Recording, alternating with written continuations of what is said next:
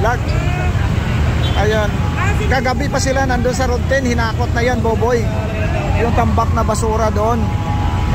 Ayan, tingnan mo yung Facebook page ni Yorme nandun.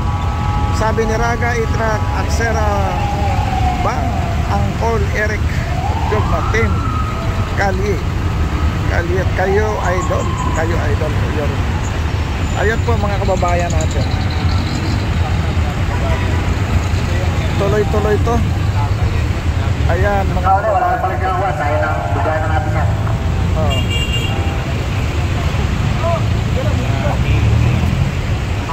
Good job po sa team Kaliet at kayo idol Yorme. Kaya nga ginagawa namin ito para ipakita sa inyo mga kababayan natin kung gaano ka halaga ang paglilinis at hindi kayo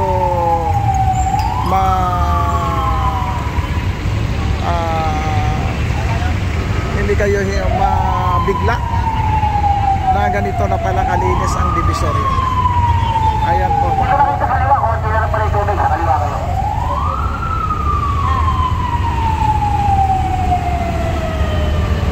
Ayan po mga kababayan natin.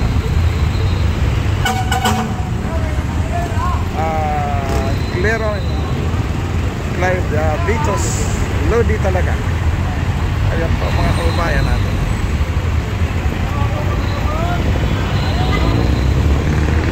Bigyan ng shoutout sa inyong lahat-lahat.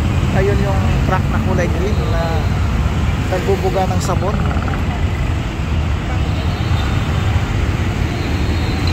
Ito naman yung truck ng MDR RNC na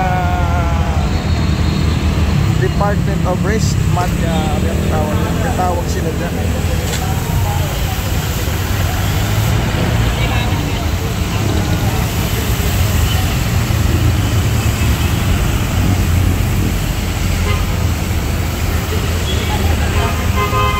Sabi ni Boyet, gusto mo si Yorme as mayor ng Maynila, huwag na maging presidente o senator.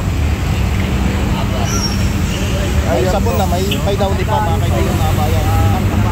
Ang pagkakita ng Divisoria ngayon, hindi na pamantok. Dati dito, pamantok dito guys. Ito po mga kababayan nila, no, yung ginamit na sabon ay yung anti-disinfectant na ginamit daw ito noong during the pandemic, no, yung panlinis din sa kalsada. At ito ay pumapatay ng bakterya.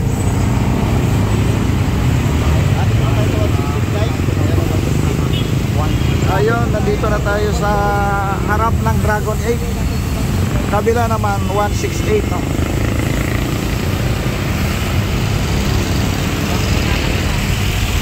Ayun.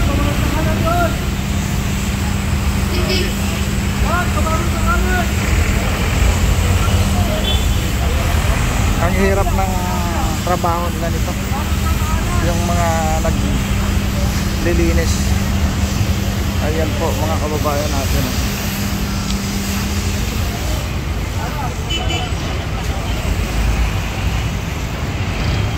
Serangga Pratana Sayang Amat.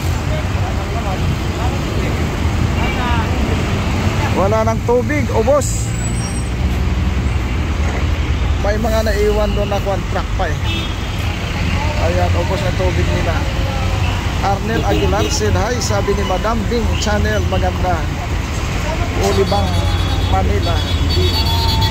Nakakatakot lalo na diya sa Artin na wala na ang nakawan dahil kay Yorme. Kagabi nilinis nila yun eh, kahapon. Mga mahal natin kababayan, nilinis yung Artin, yung mga basura inalis na. Ayan. At dito sa may top na sa harap ng